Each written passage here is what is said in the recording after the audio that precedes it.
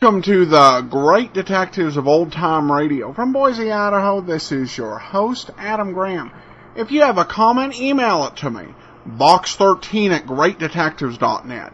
Remember to cast your vote for the show on Podcast Alley, podcastalley.greatdetectives.net, and become one of our friends on Facebook, facebook.greatdetectives.net. Before we get into today's episode of Box 13, I want to let you know about some exciting news. For those of you who have Netflix, Monk is now available for instant watch over on Netflix, so you can watch any of the 8 seasons of The Defective Detective, and joins a wide variety of other mystery programming available, including Murder, She Wrote, Cannon, and Peter Gunn. Whatever your taste, you can try Netflix out free for 30 days. Go to netflix.greatdetectives.net. Now we'll get into today's episode of Box 13, The Clay Pigeon.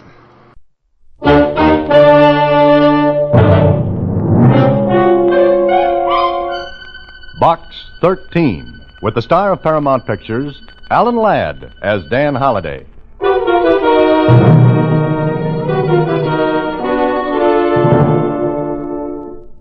Box 13, care of the Star Times. If your advertisement, Adventure Wanted, will go anyplace, do anything, is bona fide, do this. Call Yorkside 89078 and ask for Dr. Ogden. Make an appointment with him. Then phone Madison 9548 and ask for Mr. Alexander. When you've done these 2 things, you will receive further instructions. I will wait until 3 tomorrow afternoon. I will wait until 3 tomorrow afternoon for your call. If you want money, I can arrange that. If you want adventure only, this will give it to you. There was no signature, so I assumed the letter was from the mysterious Mr. Alexander, who liked telephones. I was right. It was his nickel and $1 million worth of trouble.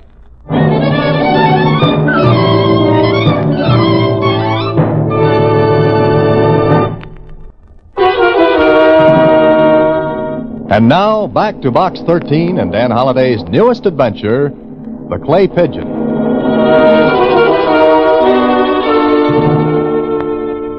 I wonder why you're to make an appointment with a doctor, Mr. Holliday. Well, I don't know, Susie, but it's a very interesting letter.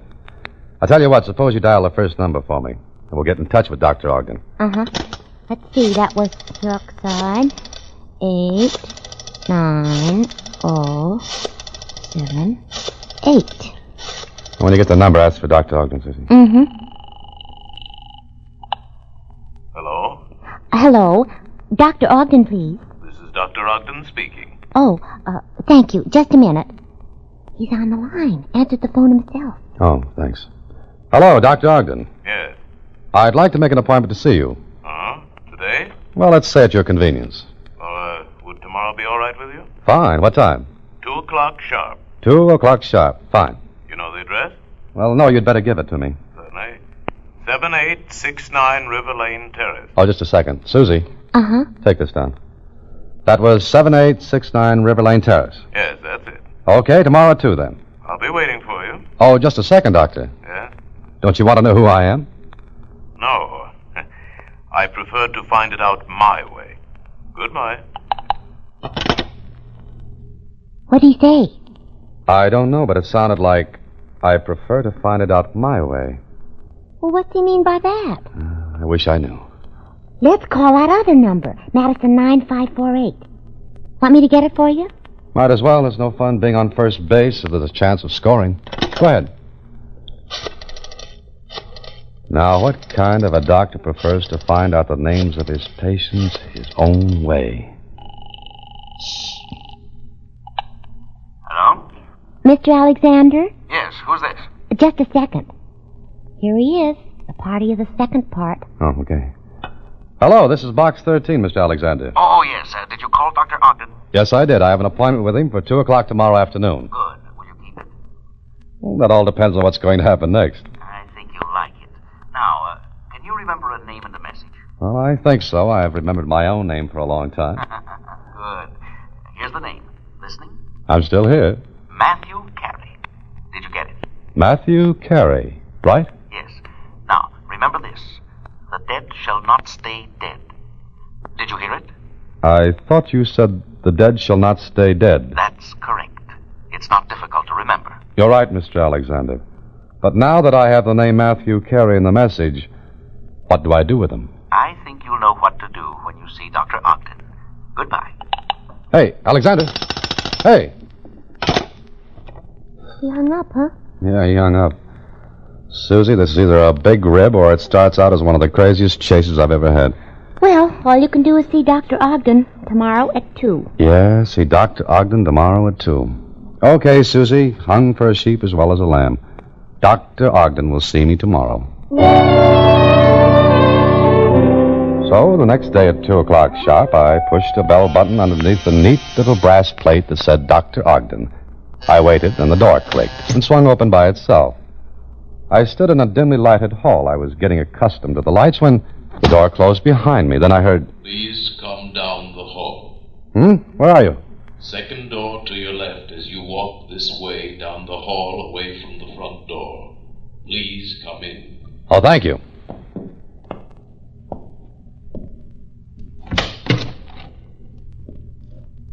How do you do? Please close the door and come in. Thank you again. I'm very happy to see that you're prompt. You're the gentleman who called yesterday about 2 o'clock, yes? Yes, I called about that time. Good. Please be seated across the table from me. Now, may I ask who sent you to me? A mutual friend. May I ask the name of this mutual friend? Mr. Alexander. I don't seem to recall that name. Alexander? Alexander. Yes, Alexander. Well, no matter. You are Dr. Ogden. Yes, why do you ask? Well, I had no way of recognizing you, Doctor. For all I know, you may be someone else. I see you're a skeptic. About what? Don't you know? Huh? Oh, yes, of course. Shall we proceed? By all means, I'm very anxious to proceed, but first my name is... Please don't tell me. I have other ways of finding that out. Oh? First, we shall dim the lights. I control them from my chair here. You can still see me? Very dimly. Your eyes will become accustomed to this light in a moment. Now, there's a drawer on your side of the table. Please open it. You'll find a pad of paper and some pencils in there.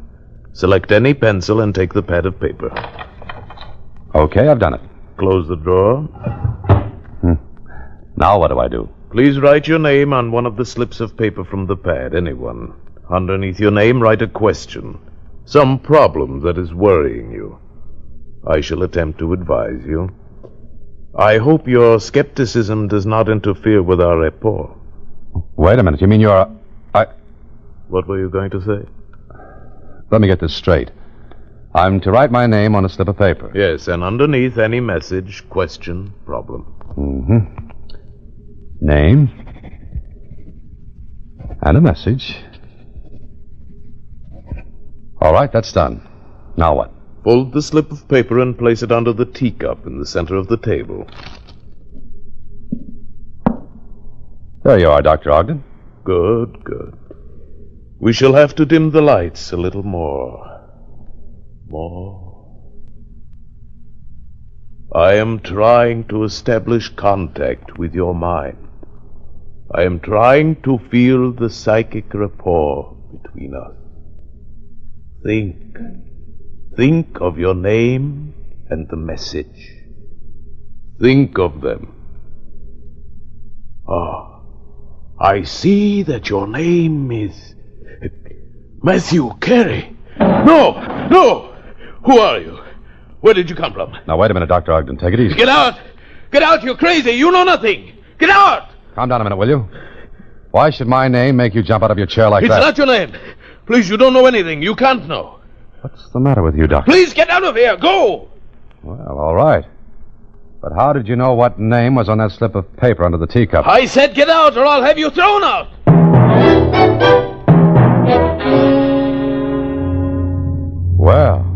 invitation like that, what else is there to do?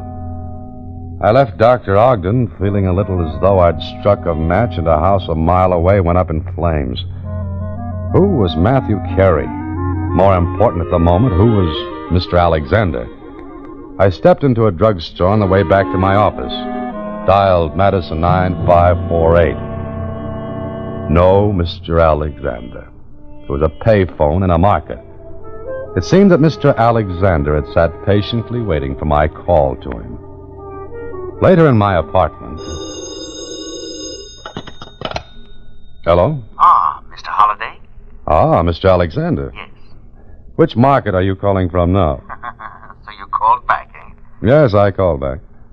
Look, Alexander, if it was your intention to frighten Dr. Ogden out of his next 10 years, you did. It was my intention, Mr. Holliday.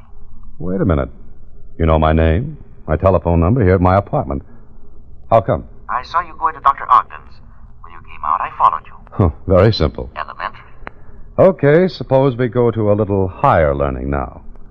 Who is Matthew Carey? And why did that name and message frighten Ogden out of his wits? Are you interested, Mr. Holliday? I think so, Mr. Alexander. But I'd like to know what the game is. Will you go on with it? I'll admit it has its points. Good. Well, then, you saw the reaction the name and message got from Dr. Ogden. The electric chair would have been a little less irritating to him. Then play along. He'll undoubtedly come to see you or try to contact you in some way. See him, talk with him. But whatever he says or does, don't let on what you're doing.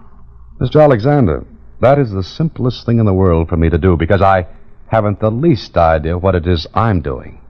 When he contacts you, be mysterious. Pretend you know something. What makes you think that I'm that good an actor? Please do it. You won't be sorry. I still think it's a rib, a joke. Oh, it is, Mr. Holliday. But the joke is on our friend Dr. Ogden.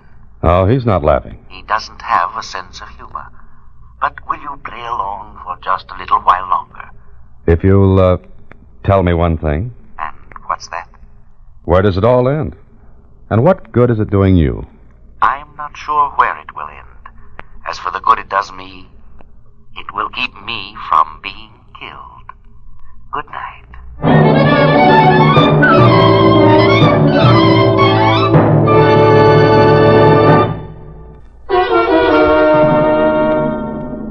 Now back to The Clay Pigeon, another Box 13 adventure with Alan Ladd as Dan Holliday.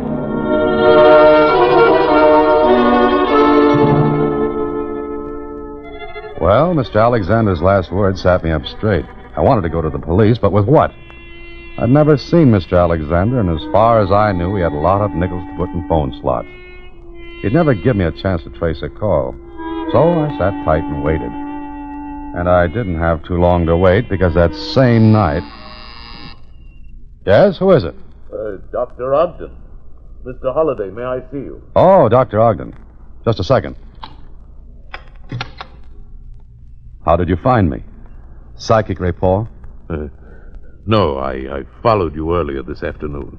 Oh. Did you have company? Company? Skip it. Is there something on your mind, Dr. Ogden? Yes. Look here. Why did you come to me this afternoon? Maybe because of Matthew Carey. How did you know? Who are you? You followed me here. You came to my apartment. You ought to know my name. Yes, Holliday, but that isn't your real name. For heaven's sake, man, will you please talk? I'd like a little time to think it over. Then you haven't gone to the police? No, I haven't. You want me to? Are you crazy? How much do you think I know, Dr. Ogden? Look, Holliday, or whatever your name is, I'm willing to pay you to keep quiet. You must realize, of course, I don't have to pay you a cent. Oh, of course you don't. But I want no bad publicity. It'd be bad for my business. Now, how much? I told you I want some time to think it over. How long? I'll let you know when I'm ready to talk business with you. Meanwhile, you'll not go to the police? No, Dr. Ogden, I won't go to the police. Thank you. I assure you, Mr. Holliday, you won't be sorry. I hope not. Now, good night, Dr. Ogden. Good night, and you will let me hear from you. I promise just as soon as I come to a conclusion. Then, good night. For a moment, I stood there after Ogden left. I listened to make sure he had gone. Then I stepped out into the hall and down the stairs into the lobby. Ogden was out of sight. But to make sure, I asked the clerk. Yes, I saw him, Mr. Holliday. He's gone. Thanks. There was no one with him. I didn't see anyone. Okay, I'm going to step outside for a minute and be right back. Hold any calls that come. Yes, sir, Mr. Holliday. There was no one in sight on the sidewalk. The traffic was thin. I was almost sure that Ogden hadn't come alone. Why, I don't know. But I walked a little piece down the street. I was about 50 yards away from my apartment building when... Holiday. Huh? Who is it? Alexander. Where are you? In this doorway. I didn't want Ogden to see me. Please come here. Come on out. Let me take a look at you. No, I've got to be sure Ogden doesn't see me. He's gone. I can't take the chance. Now, please come here. I want to tell you something. All right. Okay, what have you got to tell me? This. Feeling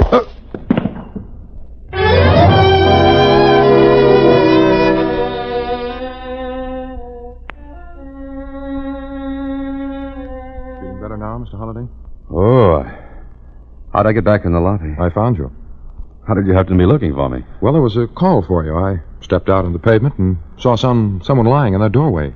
Yes, and there I was, all tucked away. The original Clay Pigeon. Dan Holliday. Shall I call the police? No, wait a minute. You've got your wallet. My watch, my change, my ring. There's nothing missing? No, not a thing missing. Well, that's funny. The word you want is peculiar. It's anything but funny anymore. But I would like to know why he slugged me and then left me with all my money and... Your keys. Have you got all of them? Yeah. Yeah, they're all here, but look at this one, Charlie. You see anything? Well, yeah, there's some green stuff on it. Modeling clay. Looks like it. So Mr. Alexander wanted to make an impression of this key to my office. Why? Charlie, someday I'm going to catch up with Mr. Alexander and get an answer to a lot of questions.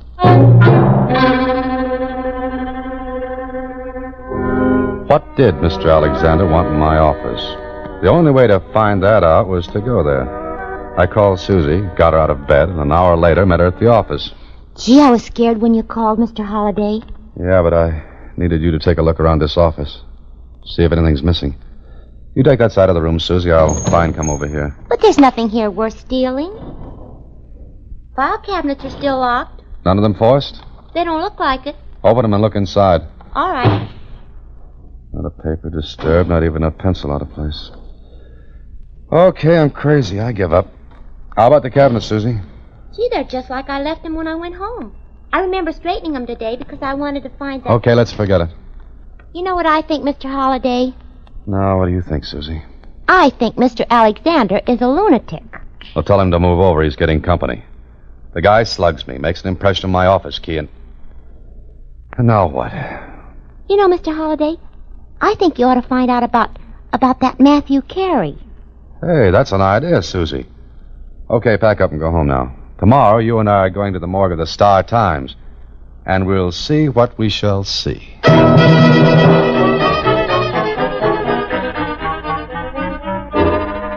It took Susie and me the better part of 2 hours to dig through old files. But finally we came up with something. Susie read a paragraph to me. A paragraph from a Sunday supplement. The murder of Matthew Carey has never been solved. The only suspect was Marvin Smith, who disappeared mysteriously and has never been located.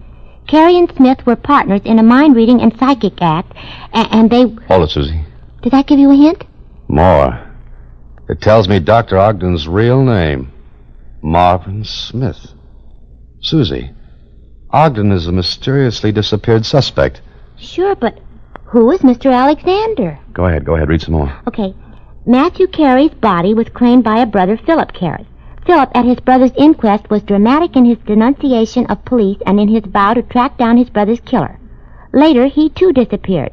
The Matthew Carey case remains another famous unsolved murder. Gee, Dr. Ogden killed Matthew Carey. Yeah, that's the way it looks. Now, all I've got to figure out is what I'm doing in the act.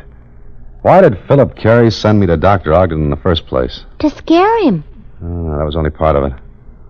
Obviously, Susie, Carey, or Mr. Alexander, as I shall fondly remember him, wanted to make Ogden think that someone was on to him. But why pick on me? Later, I called the police and let them know that Dr. Ogden and Marvin Smith were one and the same. Or at least I thought they were. The police went in to see him, but once more he had dropped off the face of the earth, and I looked like a prize sap for giving the tip-off. Then that afternoon... Want me to answer it, Mr. Holliday? I bet let me take it, Susie. Hello? Holiday? Yeah. Dr. Ogden, isn't it? Yes. Where have you been? Listen to me. I agree to your terms. You what? I said I agree to your terms. Oh. You agree to my terms? Well, that's nice. I can't talk any longer. I've got to go now. But I agree to your terms. Goodbye. Ogden. You know, Susie, someday I'm going to have that instrument taken out and thrown in the river. Is something the matter? Yeah, something's the matter, and it's all with me. That was Dr. Ogden, huh? That was Dr. Ogden. And he agrees to my terms. He agrees to your terms? What terms? That's the question, Susie. What terms? Now... Oh, no, not again. I'll answer it. No, I brought this on myself. I'll take it. Hello? Good afternoon, Mr. Holliday. Well, Mr. Alexander, how do you do? How's your head? How would your head be after a bolero was drummed out on it? I'm very sorry I had to do that, but it was necessary. Alexander, if I could only see you just once. How would you like to do just that tonight? What do you mean? Meet me at midnight tonight at the corner of Bay Boulevard and Shore Drive. It's a pretty lonely neighborhood. What's the idea? You would like to see this finished, wouldn't you? Yes. Yes, I would. Then meet me, but come alone. Absolutely alone, understand? What if I don't? I'll be very disappointed in you. Goodbye. What now, Mr. Holliday? Good question, Susie. I've already made the police think I'm a little off by sending them after Ogden. Okay, I'll meet Mr. Alexander tonight, but not before I do a lot of thinking.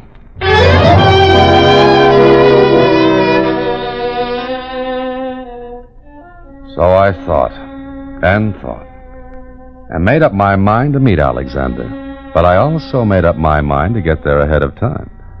So I drove to within 3 blocks of Bay Boulevard and Shore Drive, parked, and began to walk quietly. I stayed in the shadows and made sure I wasn't being followed. Then I saw him. A man crouched behind a billboard. Someone had the same idea I had. Get there early and avoid the rush. Well, at last I was going to meet Mr. Alexander, but not face to face. I crept up in back of him and... Easy, Alexander. Take it easy. Holiday. Huh? Ogden. Please. I was going to meet you as you asked. I was just seeing if everything was clear. Meet me? At Bay Boulevard and Shore Drive? Yes, that's what you said. I said? Let that go for a minute. Why are you waiting a block away from the corner? Why, I told you I just wanted to see if all was clear. Hold still a minute. Oh, nice gun you've got here, Dr. Ogden. Was I going the way of Matthew Carey? No, I swear it. Look, see? I brought the money. $5,000, as you said in your letter. Letter? What letter? This one. Give it to me. And stand a little distance from me. Do you want more? I'll get it. Only please, don't kill me. Please. Shut up. Was this letter sent to you? Yes, Why are you asking that? Now I get it. I think. Huh? Look, Ogden, it's still 20 minutes before midnight. You're going to do what I say. Walk to the meeting place. I'll join you at midnight, and you pass over the money. But I'll keep your gun just in case. What are you talking about? You'll do as I say, or we'll go to the police right now. Mr. Marvin Smith. Smith? Oh, that hit home, didn't it? Okay, we wait 10 minutes, and you start toward the meeting place.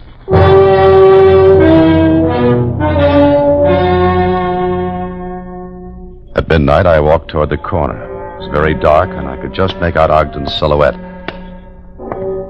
Holiday. Yeah. Now, remember what you're to do. Hand me that package of money. Yes, here. Now, as I walk away, I'll fire your gun. I'll drop to the pavement. You stand right there. Get it? Yes. Okay. Here goes.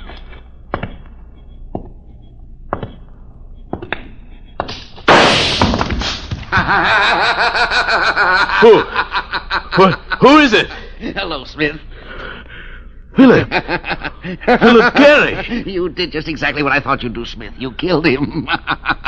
Now I'm going to kill you as you killed Matthew. Don't move. Keep your back toward me. Now take a moment, Smith.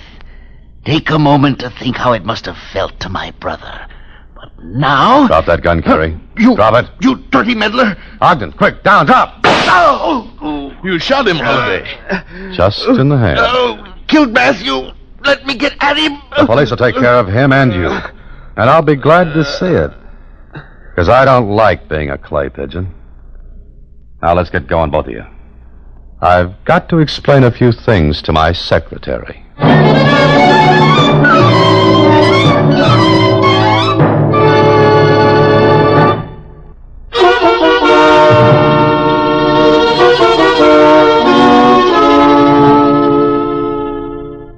So Mr. Alexander, or Philip Carey, took just one piece of stationery and wrote Ogden a blackmail letter on your typewriter. That's why we found nothing missing. Right, Susie. One piece of paper wouldn't be missed. But if it hadn't been for the clay on the key, I wouldn't have known he even got in here. But what was he going to do? Yeah, it was a beautiful setup, Susie. He sent Ogden the blackmail letter. Ogden thought I sent it and was blackmailing him. Ogden was set to kill me, which is just what Alexander or Carey wanted. Okay, so Ogden kills me. Then Alexander steps in, kills Ogden, puts the gun in my dead little hand, and goes away for good. And then? And what did the police find? $5,000 in my pocket, a blackmail letter to Ogden written on my stationery, my typewriter. It's an open and shut case. Shut right on my neck. Aha, but there's one thing wrong. What? I could have testified differently. I knew the whole thing. Alexander wouldn't have gotten away with it. I don't like to keep things from you, Susie, but I was going to. What?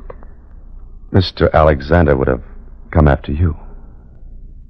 Mr. Holliday, let's take the ad out of the Star Times for a while. Then what will we do for excitement? Good night, Susie. Listen in again next week when, through the courtesy of Paramount Pictures, Alan Ladd stars as Dan Holliday in Box 13. Box 13 is directed by Richard Sandville, and this week's original story was written by Russell Hughes. Original music is composed and conducted by Rudy Schrager, and the part of Susie is played by Sylvia Picker. Vern Carstensen is in charge of production. Box 13 is a Mayfair production from Hollywood.